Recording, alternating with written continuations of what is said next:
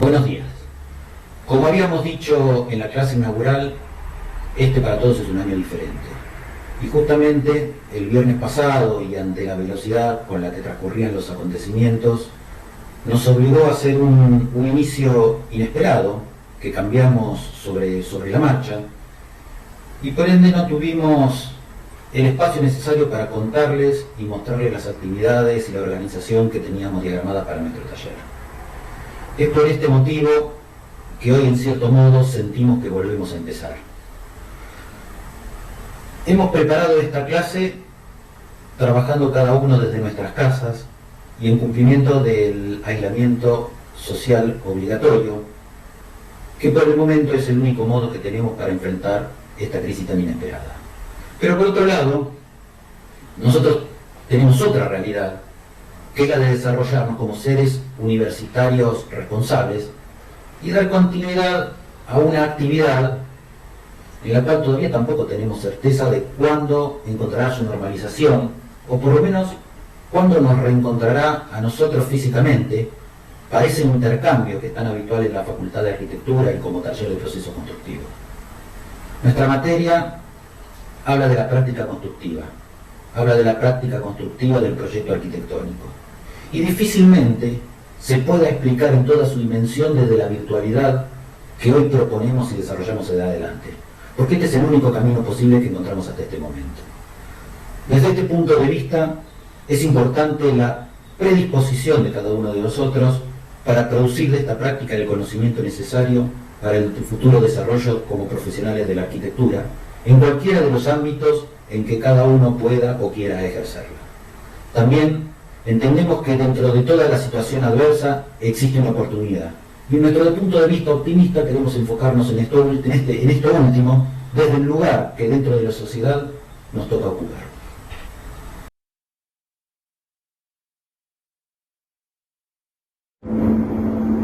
¿Cuál es la oportunidad, como decíamos el viernes, que esta crisis, que esta adversidad nos proporciona? Nosotros vamos a compartir con ustedes algunas lecturas que encontrarán, algunas en el blog, que tendrán que buscarlas en internet, de artículos, de libros que tienen que ver con esta idea de cómo pensar el futuro. Los números en sí no tienen ninguna relación relevante con los años. Más bien, son los acontecimientos ocurridos los que le dan la verdadera relevancia. Pueden ser acontecimientos personales, algo que en el lapso de esos 365 días haya sido significativo como para nosotros y recordarlo por siempre, acontecimientos económicos, acontecimientos políticos, acontecimientos sociales o de cualquier otra índole. Entonces podríamos decir que para que un año sea realmente significativo es necesario que transcurra. Pero desde el punto de vista de la numerología, hay algunos que con antelación pueden resultarnos más llamativos. Los que indican un cambio de milenio, con suerte nos toca vivirlos, a nosotros nos tocó uno. Los que marcan el cambio de siglo, un poco más habituales, de los cuales también nos ha tocado uno. Y por último los que indican el cambio de la década, de los que lamentablemente hemos visto unos cuantos. También todos aquellos que por la combinación de sus números o su posición generan repeticiones y simetrías. El año 2020 cumple con algunas de esas condiciones y queríamos hacer un paseo por distintos acontecimientos de la última década, de los primeros 20 años del siglo y de los primeros 20 años del milenio. Particularmente nos interesa focalizarnos en el cambio y específicamente en la velocidad en que estos se producen, lo que nos hace reflexionar en varias de esas palabras que mencionábamos anteriormente. Cada una, al ser pensada a través del tiempo, empiezan a cambiar el significado, hasta que en algunos casos particulares ya ni siquiera sabemos lo que quieren decir.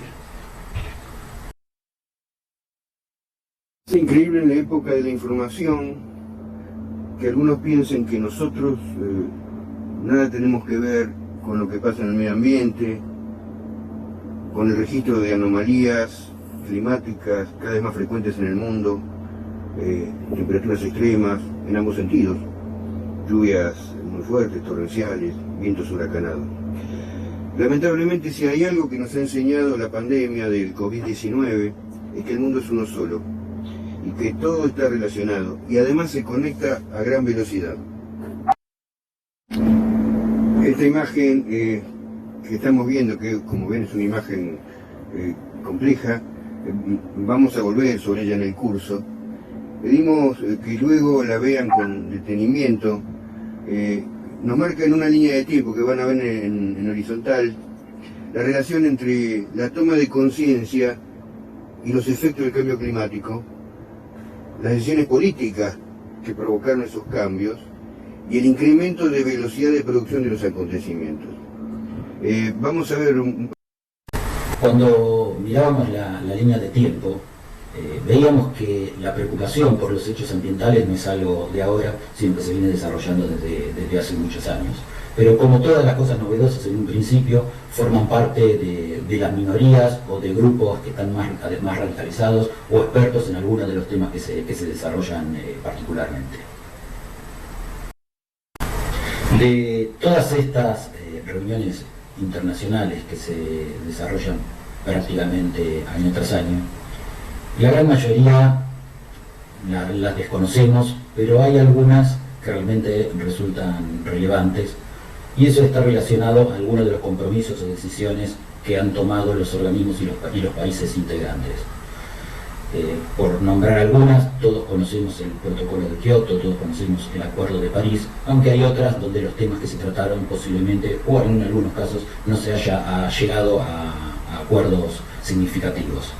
En cada uno de estos casos se involucran, obviamente, no solamente el bienestar ambiental, sino intereses particulares, intereses económicos de los países participantes, o especialmente de los países más desarrollados, que son los que tienen una participación o una responsabilidad mayor en la emisión de gases de efecto invernadero. Veamos hasta qué punto pueden llegar los conflictos de intereses para que un presidente pueda decir que los problemas del cambio climático nada tienen que ver con las acciones del hombre. Por lo tanto, se toma la libertad de retirarse del Acuerdo de París. O sea, uno de los principales protagonistas del problema ambiental se retira para quedar liberado del cumplimiento de las metas de reducción de los gases del efecto invernadero.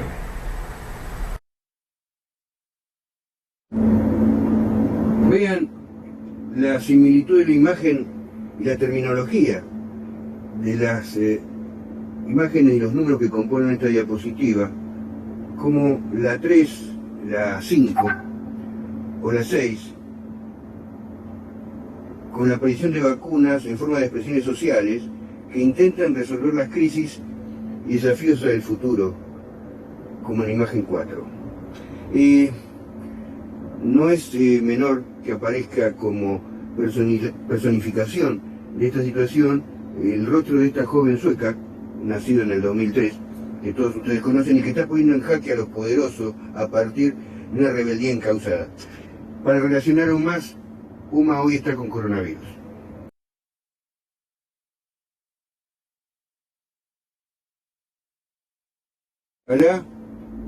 Ojalá la pandemia rectifique lo que profesa el contenido de la parte de la diapo que lleva el número 20. Ojalá sea cierto que el progreso está, que es invisible y que no estamos regresando. Y que no volvamos a discusiones estériles del pasado. El viernes, ¿se acuerdan? Poníamos una imagen de Montehermoso simbolizada en el personaje del R12 con el kayak arriba del techo que confundía restricción de moverse con vacaciones. O la historia nueva de esta semana del surfer que vino de Brasil y después que los controles se ocuparon, llevaron a la casa, se escapó y se fue con la mamá a Ostende. Hacen que uno dude un poco. Pero bueno, la idea nuestra es que ustedes mejoren el futuro. Hace unos meses en los diarios del mundo aparecía esta noticia, ¿no? Un edificio que se iba a construir en 10 días. Los diarios están destinados a un público general, la noticia estaba en una sección general que obviamente no está destinada a ningún especialista. Pero nosotros sabemos que construir un edificio en 10 días no es posible. Y es extraño, decir que no es posible construir un edificio en 10 días, porque nosotros estamos mirando una noticia y miramos después las noticias posteriores donde esto realmente se hacía realidad. Por lo menos no es posible en los términos en que lo expresa el título, o por lo menos las palabras que el título utiliza para contar la noticia. Pero más allá de esto, que es un problema de lenguaje técnico y que lo vamos a desarrollar en el tercer nivel de procesos constructivos, creo que es necesario hacerse algunas preguntas, ¿no? ¿Cómo nosotros, en nuestro rol de arquitectos o de estudiantes, nos vinculamos con esta noticia? Y no es una noticia más o una noticia general. A su modo, está hablando de arquitectura. A su modo, está hablando de la producción de la arquitectura. ¿Qué responsabilidad tenemos para que un hecho de estas características sea posible? ¿Cómo con nuestros modos de producir los espacios de la arquitectura podríamos lograrlo? ¿Será posible? ¿Como nosotros lo hacemos? ¿Qué sabemos de cómo se hace esto? ¿Tenemos que saberlo? ¿Acaso no es un edificio? ¿Acaso nosotros no diseñamos y hacemos edificios? Creo que esas son las preguntas importantes para noticias de este tipo, por lo menos para nuestra disciplina. Hace un instante hablábamos del cambio, específicamente de la velocidad del cambio, y cómo el paso del tiempo combinado con el cambio inclusive podía variar el significado de las palabras. A veces, para entender esto de un modo más claro, lo conveniente es graficarlo. Y en este gráfico en particular, a través de hechos singulares, nos permite visualizar el tema del cual estamos hablando. En la curva que está en la parte inferior de la imagen, vemos cómo se va prolongando cada uno de los años, ¿no? Es una curva que empieza con una cierta planicie, pero en un momento determinado se hace abrupta, se hace prácticamente una línea vertical.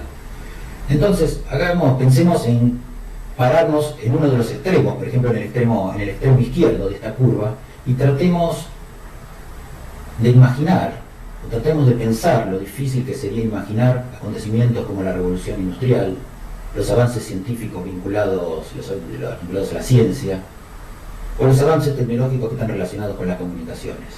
Creo que ni siquiera las películas de ciencia ficción creativas llegaron a imaginarse tanto. Vamos a hacer un pequeño ejercicio. ¿Cómo será nuestra sociedad y nuestro mundo dentro de 10, dentro de 20 o dentro de 50 años? Posiblemente no tengamos idea.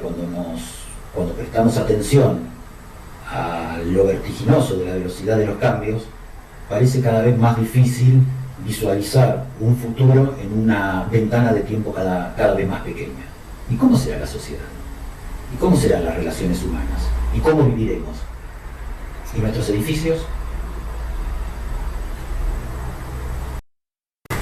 Cada vez que hablamos de sustentabilidad, por lo general nos posicionamos en la época actual.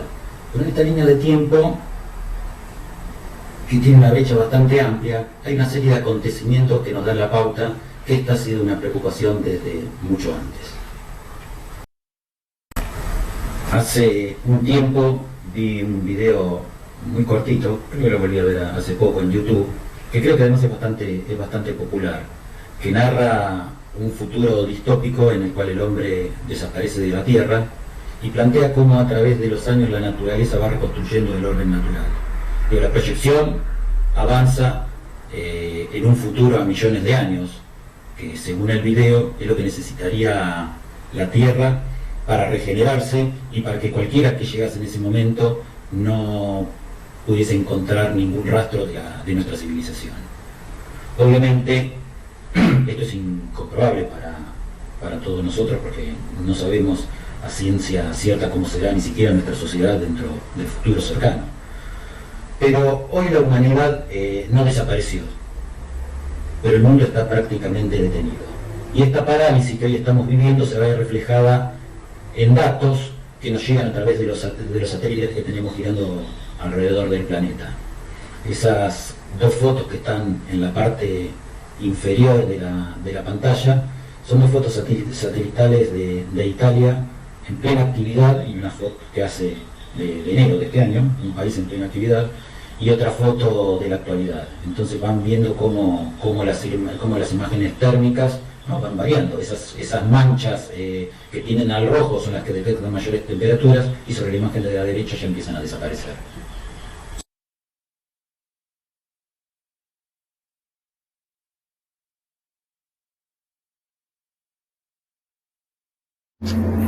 Ustedes saben que esta imagen que les estamos proponiendo, a veces uno la encuentra no escrita tan prolija y tan limpia, ni con colores, ni en inglés, en algunos talleres del país. Habla de un resumen cultural y del cambio que tenemos que avisar a que venga. Habla de que rápido, fast, que está en el círculo naranja, cheap, barato, y bueno, great, solo pueden ser pedidos de a dos. Están representados ahí por las intersecciones. Y dice que cuando la intersección propuesta es de 3, bueno, rápido y barato, es una utopía imposible. Sin embargo, van a ver que en la actualidad aparece un nuevo círculo que dice free, libre. No solamente no es cheap, no es barato, sino que es libre, no tiene valor. Es lo que todo el mundo hoy está utilizando como mecanismo de contacto. Nosotros mismos estamos usando un mecanismo libre para contactarnos con ustedes. Y fíjense que ese sí tiene intersección de 3, que no dice utopía imposible, sino go away, vamos. Esto es una forma de pensar con la que ustedes conviven y que, visto desde la tecnología, creo que nos va a hacer replantear durante el año muchas cosas. En el segundo curso del taller de procesos constructivos vamos a empezar a trabajar con edificios más complejos, con edificios más grandes, siempre dentro del marco de la construcción tradicional. Estas complejidades están relacionadas con el problema del viento, con las construcciones en altura, con el problema del sismo, y por último, con uno de los mayores problemas y más peligrosos de la arquitectura posiblemente, que es la construcción por debajo del suelo.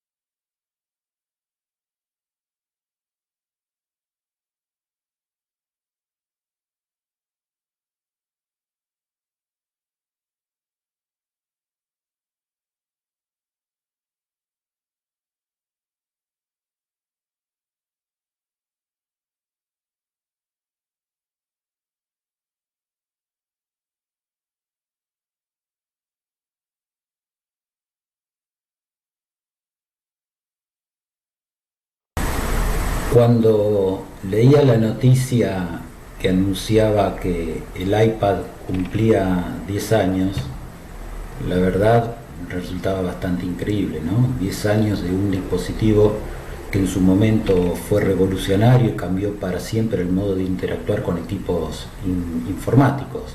Hizo que desaparecieran las teclas, algo que realmente parecía imposible. Y todo se transformó en visual. La totalidad del dispositivo y todos los dispositivos que después lo siguieron fueron todos para mirar y tocar. Hoy prácticamente empiezan a estar en desuso. Las tablets son objetos que casi no se consumen. En todo esto han pasado solamente 10 años. Dentro de 15 años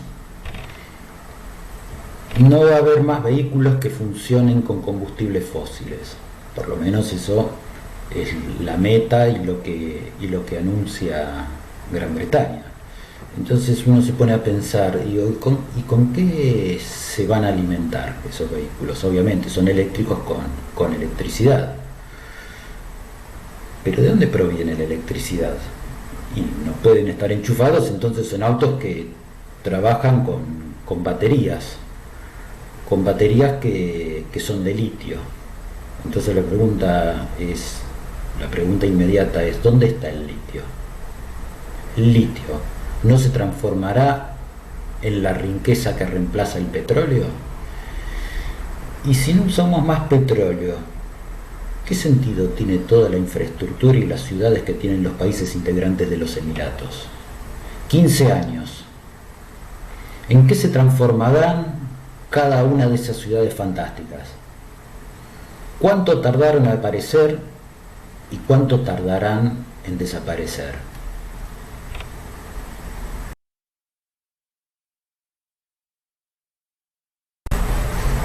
No solo el conocimiento es lo que con el transcurrir de los años se va multiplicando de un modo exponencial. Algo similar también ocurre con la progresión, que es un tema obviamente muy preocupante. Hay un video acá a continuación, presta atención porque está dividido como en dos etapas, tiene como un cambio de escala como para que se pueda entender mejor.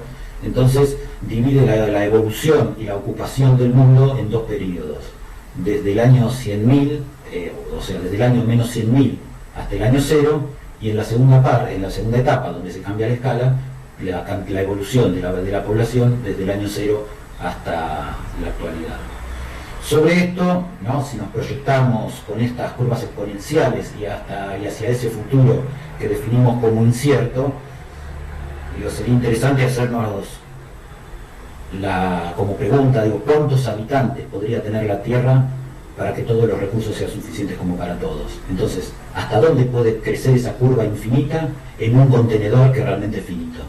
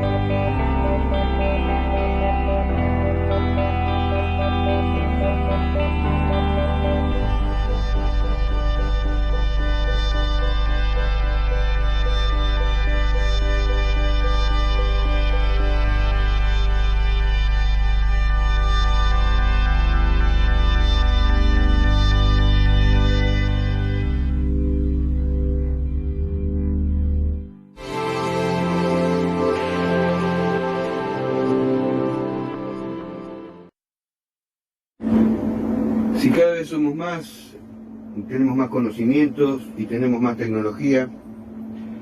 ¿Cuál es el mejor modo de aprender? Esto que estamos haciendo nosotros en este momento es un desafío. ¿Qué significa hoy el analfabetismo?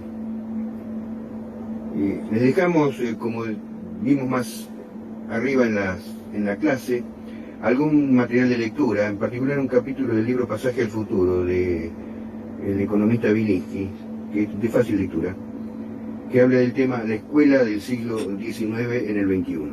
¿Quiénes son los analfabetos del siglo XXI?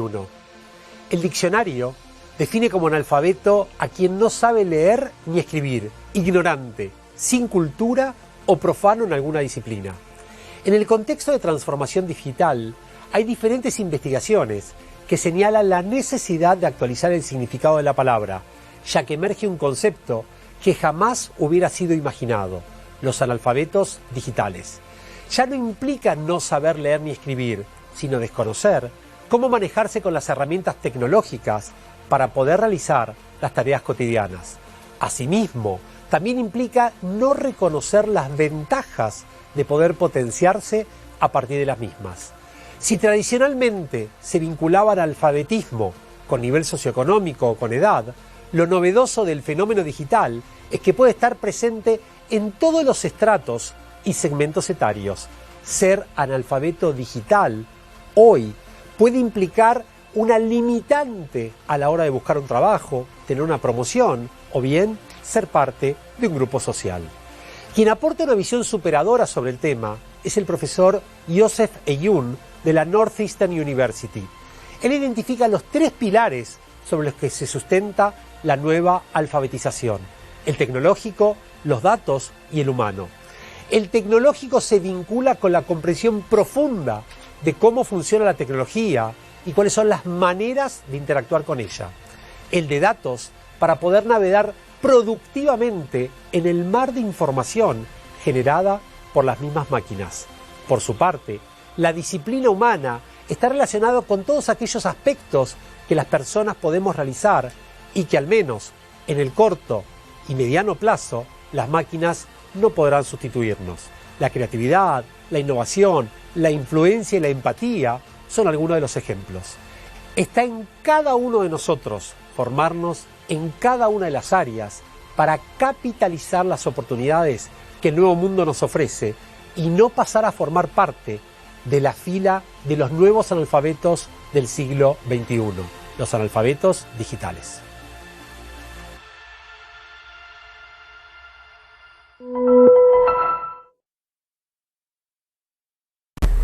Hoy verdaderamente es un día en el que estamos llenos de preguntas, pero son las preguntas las movilizadoras, las que generan esa angustia del querer saber, del mantenerse en movimiento constante, ¿no? Entonces nos preguntamos, ¿cómo nos preparamos para el trabajo del futuro? Y en realidad también nos preguntamos, ¿cómo preparamos a los profesionales del futuro? Pero ¿de qué futuro? ¿De qué futuro hablamos? ¿De este que es tan cambiante? ¿Del cual no sabemos qué va a suceder? Permanentemente vuelve la misma palabra que mencionábamos al principio y en la cual nos habíamos detenido en el primer encuentro el viernes pasado, ¿no? La palabra incertidumbre. No solo cambian los trabajos, sino que cambia en la forma de liderarlos y la forma de realizarlos. Pero es nuestro deber como universitarios en pensar en todas aquellas cosas que todavía no sucedieron, ¿no? En imaginar qué es lo que puede llegar a suceder para que a partir de ese punto empecemos a encontrar algunas soluciones o empecemos a encontrar, seguramente eso es lo más probable, una mayor cantidad de preguntas. Todos estos son trabajos que ya no existen, o sea, personas que dejaron de trabajar porque lo que sabían hacer ya no es necesario o directamente fueron reemplazados por una máquina. Pero esto es conocido porque anteriormente ya había sucedido en la Revolución Industrial, cuando una sola máquina tenía la capacidad de reemplazar el trabajo de un montón de hombres. Y también ya ocurrió en esa época las revoluciones donde los hombres luchaban contra las máquinas, iban y rompían las máquinas. Supongamos por un momento que algo de estas características vuelve a ocurrir. ¿Seríamos nosotros los que empezamos a ocupar los cuadros de esa imagen? Claro, esta obviamente sería una situación indeseable para todos. Ya resulta como muy incómodo pensar en la situación. Pero ¿cómo podemos evitarlo? ¿O cómo podríamos evitarlo? ¿Saldríamos nosotros a romper máquinas? ¿Cómo hacemos para que lo que hacemos siga siendo siempre necesario?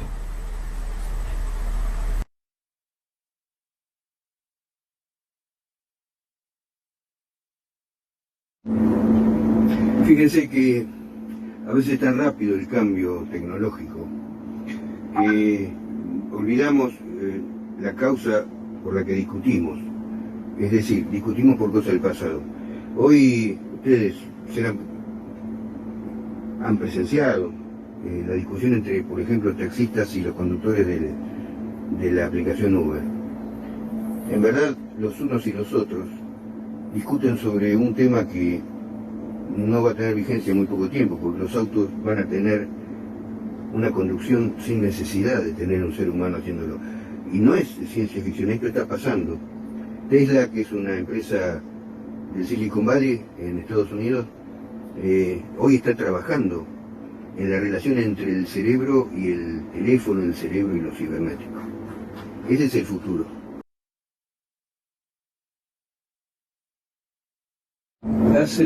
Hace algún tiempo, para quienes nos acompañan desde hace más de un año, quizá se la hayamos presentado esta diapositiva, porque si bien son dos términos que parecen incompatibles y contrapuestos, creemos que es posible que lo primero no invalide lo segundo. Para que esto sea posible es que estamos trabajando y con mucho empeño en un modo de individualizar y conocer las particularidades de cada uno de nuestros numerosos alumnos, porque nosotros creemos en la universidad pública numerosa, gratuita, cogobernada, la Universidad Reformista, para que cada uno de ustedes no sea un número y vuelva a tener nombre, apellido y vaya construyendo su propio currículum. Esto dentro de la universidad pública, porque hoy estamos viendo, vuelvo a relacionarnos con lo que nos está pasando afuera, con la presencia fuerte del Estado, en este caso en una cuestión tan sensible como es la educación. En este año, la instancia derivada de la pandemia que nos provoca distancia forzada, nos propone un desafío que, como hacemos todo en el taller, intentamos que sea conjunto, no solamente para nosotros, sino también es un desafío para ustedes, porque esta es una tarea conjunta. También desde hace algún tiempo, en esta universidad numerosa y en esta idea de trabajar individualmente con cada uno, hemos propuesto la idea de la bitácora. Vale la pena, por algunas discusiones razonablemente contingentes que hemos tenido con algunos estudiantes, es bueno volver a repasar. La bitácora es un diario de viaje. La usaban, como se acuerdan, los navegantes para registrar lo que acontecía durante las travesías. Tiene que marcar lo que le llama la atención al capitán del barco en la travesía. Y en el caso nuestro, lo que significó una reflexión gráfica o escrita de lo que estamos tratando de entender. Es en algo un registro de lo que le pasó a mi viaje, en mi viaje. A veces decía que alguna discusión que hemos tenido es porque alguien estudiaba del viaje de otro. Y en realidad el viaje de otro es de otro. Para eso habrá textos, habrá otra forma de comunicarnos, habrá bibliografía propuesta.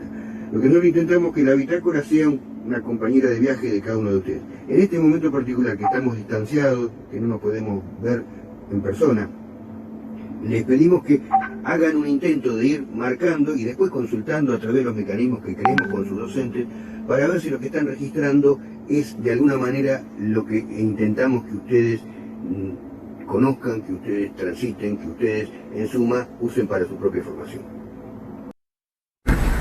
En la escena anterior decíamos que todo aquello que no se puede medir no se puede mejorar. Y esto es así, porque si nosotros no hacemos un relevamiento y un análisis permanente de nuestra actividad, es muy difícil poder detectar cuáles son los puntos en los que hemos fallado o en los que hemos estado bien, pero que necesitamos mejorarlos. O sea, del mismo modo que evaluamos a nuestros estudiantes, también nos evaluamos a nosotros mismos. Sí queremos contarles cómo es nuestro sistema de evaluación. Quienes han cursado con nosotros ya lo conocen, hace muchos años que estamos trabajando, que es una especie de semáforo, un semáforo extraño porque es un semáforo de 5 luces, y que está representado cada una de esas luces obviamente con un color, y cada uno de los colores está relacionado con una calificación. En el desarrollo del año, ustedes van a desarrollar 3 trabajos prácticos, 2 evaluaciones y 2 evaluaciones parciales, y cada una de esas evaluaciones parciales va a tener 2 instancias de recuperación. El sistema de evaluación que nosotros proponemos y que venimos desarrollando es un sistema que tiende a evitar en principio la deserción temprana del taller. Y muchas veces la deserción temprana se da ante el fracaso prematuro en alguna de las tareas iniciales. Como todas nuestras actividades tienen un aumento en su complejidad a medida que van transcurriendo los trabajos prácticos, es posible, o consideramos nosotros, que es posible suplir resultados que no fueron satisfactorios de las primeras etapas con resultados satisfactorios de las siguientes. Eso sí, dependiendo de las tareas que se vayan desaprobando, obviamente en las subsiguientes les vamos a solicitar y les vamos a exigir que tengan una instancia superadora o que sus calificaciones empiecen a pasar entre los rangos de bueno y muy bueno.